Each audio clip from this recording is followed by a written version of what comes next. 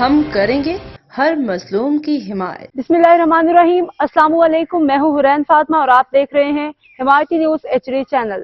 نظر ڈالتے ہیں آج کی اہم خبروں پر۔ ضلع ملیر میں عید الفطر کا سب سے بڑا اجتماع، ملک و امت مسلمہ کے لیے خصوصی دعائیں۔ کراچی ضلع ملیر کا سب سے بڑا اجتماع نماز عید الفطر جامع مسجد زینت الاسلام سے متصل علامہ شاہ احمد نورانی عیدگاہ لیبر اسکیئر ٹرسٹ میں منعقد ہوا۔ اجتماع میں بڑی تعداد میں فرزندان توحید نے شرکت کی۔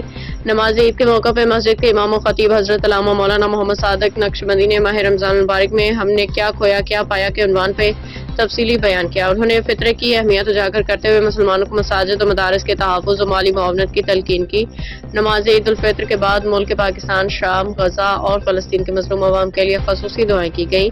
اجتماع کے تمام تر انتظامات نورانی میڈیا اور ٹرسٹ کمیٹی کی جانب سے کیے گئے۔ احمد دین حمایتی کی رپورٹ۔